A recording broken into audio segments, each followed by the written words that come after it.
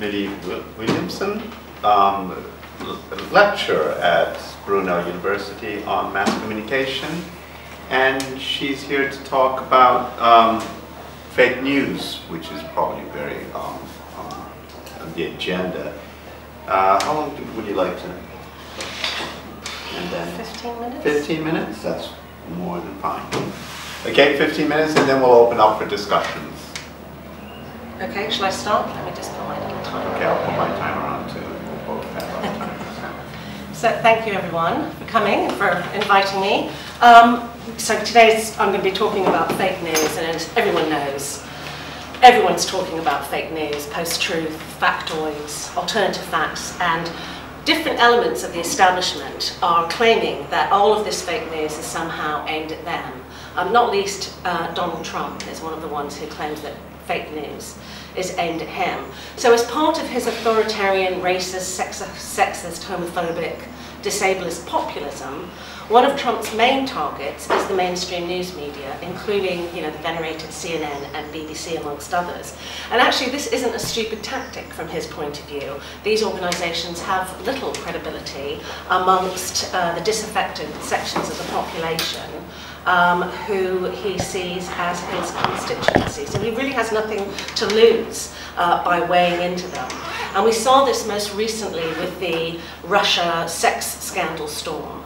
In a press conference about the issue, Trump refused to take questions from CNN News. He said, CNN is fake news and I'm not going to take questions from them. He did, however, take questions from the far-right Breitbart, presumably because they're real news. But actually, the mainstream media in the US did themselves no favors over this issue. As Glenn Greenwald points out, the Washington Post ran 2 stories that were completely false over the question of Russia cracking into the United States information systems, and actually one of them was embarrassingly a story about fake news itself. But as Greenwald points out, actually the accuracy of these stories was of little account to the news outlets because both stories brought a lot of traffic to the Washington Post. And these news organisations like the Washington Post rely on clickbait stories, which is now a key element of their news organisations' business models in order to pull in more advertising. I want to go on and talk about the mainstream news position on fake news in a moment, but it's also worth noting that Trump himself both engages in fake news and he bolsters it. And I want to focus on one of the many examples, and I'm going to try and do a Trump impersonation, so please bear with me because it's probably not going to be very good. In February of this year, Trump told an audience in Florida, we've got to keep this country safe. Look what's happening in Germany. Look last night at what's happening in Sweden. Sweden, who would have believed this? So what Trump is doing in such a statement is trying to link Sweden to a chain of Daesh attacks in Brussels and Paris in 2015 and 16, and he clearly intimated that a terrorist attack had taken place in Sweden. No terrorist attack had taken place in Sweden. But actually the mainstream news fell over themselves to report on this most recent Trump story. And as Gavin Titley pointed out recently, there was far less coverage of the actual fact that there had been an attack by the neo-Nazi group, the Nordic Resistance Movement, on a refugee centre in the centre of Gothenburg less than a month earlier. The next day, Trump clarified what he was saying when he was referring to he said he was referring to a Fox News program, the Tucker Carlson Tonight program, which I've had the joy of watching, which interviewed Amy Horowitz, who was in Sweden at the time, investigating how Sweden had become, quote unquote, the rape capital of Europe. The story was written up in Breitbart on the supposed no-go areas in Sweden because of what Horowitz calls the large number of Islamic refugees. Such racist stories linking Muslims with rape in this way is fodder for the far right, and it's the space from which the likes of Horowitz emerge. But actually they take their lead from the mainstream media. The narrative linking migrants to crime and sexual assault has been formed through thoroughly mainstream media outlets and is sold as part of the problem of immigration. So I want to show you some, I'm a teacher, I have to have my visual aids, I'm sorry about that. But I just think it's worth having a look. We all know there's 2 different ones, so you take one and pass them around. Oh, sorry. We all know that, the Daily Express and the and the Daily Mail are extreme right-wing newspapers. We just have a look at some of them. I mean, this is just on one issue on migration. And it just gives you a sense, seeing all of these headlines together, this kind of accumulated anti-immigrant, extreme right-wing view of immigration that comes out through the media. And I think my favourite one is, you know, Britain opens the door to asylum seekers, workers fired for being British, migrants grab 12,000 jobs a month, asylum seekers can stay. Britain must ban immigrants, must ban migrants. So this kind of idea that this is the preserve of the far right is nonsense when you look at the tabloid media in the UK. Just have a moment to look through them, get a sense of what they're like.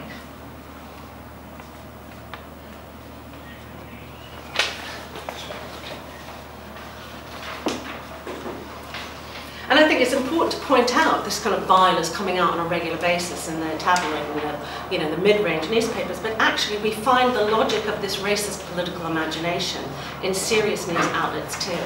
So for example, Trump's Sweden story found its way into The Independent. So in January, it ran a story on the European Agency for Fundamental Rights on the prevalence of sexual assault in EU countries. The article drew extensively on an organisation called the Gatestone Institute to repeat the claim and to give it legitimacy that, and I quote, they quoted this uncritically, that the Swedish government's unanimous decision to change the former homogenous Sweden into a multicultural society was of particular relevance when discussing why the number of rapes had increased. There was no critical investigation of that, there was no questioning of these facts. There was actually no mention of the fact that the Gatestone Institute is considered by many to be one of the most important hubs of America's Islamophobia industry. Nor was it mentioned that the Gatestone report was co-written by Ingrid Carlquist and Lars Hedegaard. And neither did it mention that Lars Hedegaard had been prosecuted for hate speech in Denmark for claiming that Muslims rape their own children. In other words, the mainstream media themselves are hubs of fake news because it fits their own agenda, not just in terms of news values, but also in political and ideological terms as well. These organisations want political influence, and in this country, most of the news outlets are far to the right of centre. Okay, the mainstream media complains about fake news, but the problem is that they engage in it and have done so for a very long time. One of the reasons why the mainstream news is so concerned about fake news is because they want to maintain their legitimacy as the organisations producing real news. But this is really not to encourage critical thinking or critical journalism, or to hold the powerful to account, or to provide citizens with the information that they need to fully participate in the democratic process. Instead, mainstream commercial news outlets have actually faced a crisis of funding, which has always kind of been there, but it's been brought to a head recently, really in the last 15 years, because of the combined pressures of increased commercialisation and competition, and the growth of new media giants online, who have basically scooped up all of the traditional sources of revenue, advertising revenue. Commercial organisations rely on advertising revenue. The press has actually never been able to make a profit on sales alone, right even back in the inception of the mass press in the 19th century. The mass press has always relied on advertising. The reason why clickbait has become such a hot issue today for news organisations, as I say, because most of their ad revenue has gone to the big media giants of today, such as Google and Facebook. So news organisations are trying to win back some of that ad revenue by selling volume of story clicks to advertisers. And advertising rates are increasingly determined and tied to clicks. It's really in this kind of context that an entire industry has developed in places like Macedonia, which I'm sure everyone is familiar with, where teenagers can churn up made-up stories and cheat search engine algorithms to cash in on penny-per-click advertising. But the crisis of credibility doesn't really start with clickbait. It's certainly been exacerbated by it, but it's a problem that comes from within the news industry itself, rather than from Trump or his allies, or teenagers in Macedonia for that matter. And in fact, the arena in which fake news has had the most devastating effects is on the question of Western wars and Western imperialism. And I'm just going to give a couple of examples. But let's start with the Vietnam War in the United States. The build-up to the Vietnam War was predicated on the fabricated Gulf of Tonkin incident. The Gulf War, the first Gulf War, was fought partly on the basis of fake news stories about claiming that the Iraqi military was stealing incubators from Kuwaiti hospitals, leaving babies to die. And as we knew at the time, that 2 million people took to the streets of London in protest, and has since been confirmed by the Chilcot report, the second war in Iraq was fought on the basis of fake stories about, about weapons of mass destruction and links between Saddam Hussein and Al-Qaeda. And the mainstream news media in Britain and the United States colluded with those lies. They uncritically reproduced them as the truth. And I can remember at the time, I saw Andrew Marr, and I'm going to have to swear, I've okayed it with Cameron, watching him on the news, talking about the mouthpiece, really, of Blair and his spin doctors, talking about weapons of mass destruction, talking about how this is something that we really had to engage in. I remember at the time thinking, you're a fucking idiot. You really are. And then years later, he said, oh, well, we didn't know it wasn't true. Oh, really, Andrew? Well, actually, 2 million nurses and teachers and cleaners and factory workers and students took to the streets in London because they knew it was a pack of lies. So you, with all of your experience and journalistic integrity, can't work out something that everyone else sees right in front of their face. The consequences of that fake news were devastating, leading to the death, as we know, of hundreds of thousands of lives in Iraq, which paved the way for the inconceivable suffering that is now Syria. But I also think it's important to register the fact that actually, in my view, the Chilcot report would never have occurred if it hadn't been for that huge demonstration. It was that display of opposition, rather than any commitment on the part of the British press to tell the truth, that brought the issues of the lies and the illegality of the war into the mainstream media. The fact is that the mainstream media is part of our neoliberal establishment, whose resistance to Trump, and there is a liberal resistance to Trump, but it's not about changing society. Actually, it's not even about addressing the inequalities of existing society. Instead, we have seen the growth of a liberal or mainstream opposition to Trump, which isn't concerned with winning a new society and is entirely concerned with actually how the Trump administration has ousted them from the centers of power that they consider to be their right to occupy. And of course, this takes the form of the Democratic Party, US party machine in the US, but other sections of the traditional establishment as well. So the war on fake news that we're seeing at the moment is not about defending the integrity of truth. It's about defending in the US, first the integrity of the Democratic Party and then American big business, and of course across Western elites. It's about defending the interests of big business and the neoliberal economic policies, which have produced obscene levels of poverty, inequality, environmental degradation, and so on. And of course, more recently, fighting fake news has been about defending the integrity of the US intelligence services against the Russian menace. And the role of the CIA in destabilizing elected left-wing governments or social democratic governments across the world is a topic for a different meeting. But let's just say these are forces not known for their commitment to democracy.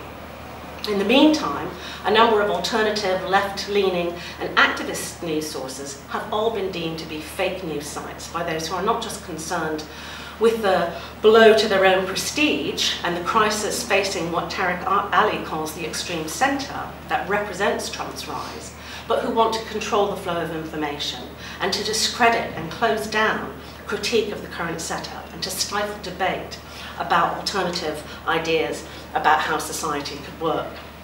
And these are the social forces that claim that Trump and Brexit are a result of the echo chambers of social media, that stupid people were duped by fake news and lies. But this position ignores the immiseration across Europe, the United States and the world that has been caused by neoliberal austerity politics of those who now want to claim that they are the defenders of truth. They aren't. There's another form of resistance to Trump in the US and to authoritarian right in the UK and Europe. And it's a form of resistance that is aimed as much at the extreme centre, if we want to call it that, or the political and economic establishment, if we want to call it that, or I might even call it the rulers of capitalism in all of the international and political formations, and this is a radical alternative that has a different view of society. It doesn't dismiss our Trump voters as duped or racist, even though some might be, but not by no means are.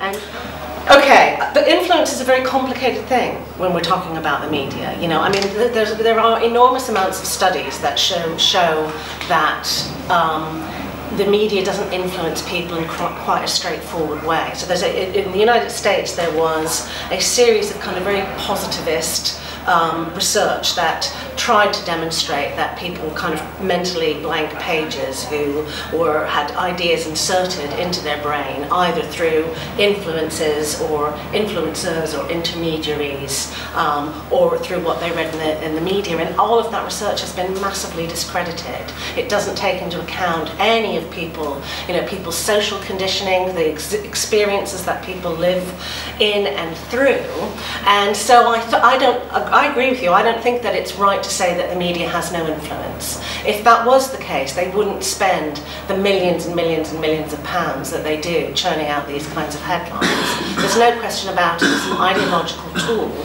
to try to keep people in their place and to try to, as people have said, get people to point the blame at each other rather than the people at the top who've caused the problem.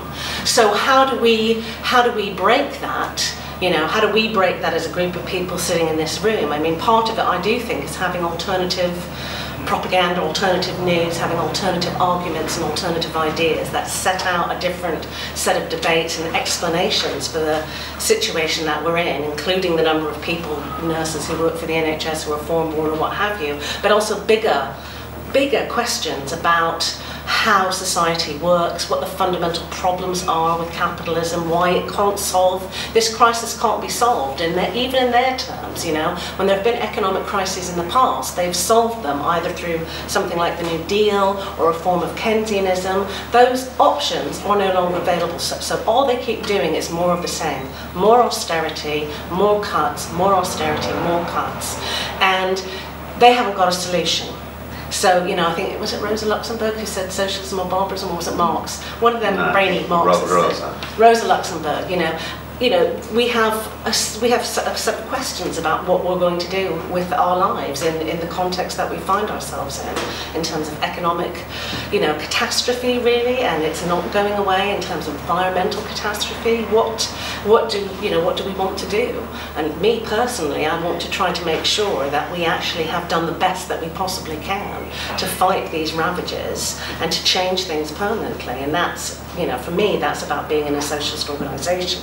It's about organising resistance, you know, resistance that doesn't just pop up and go away. That's the thing, is that people get angry, take to the streets and storm around, you know, but that just dissipates unless it's actually channeled through something that can make it sort of adhere in some way. And so, I can't really think of anything else to say, you know, I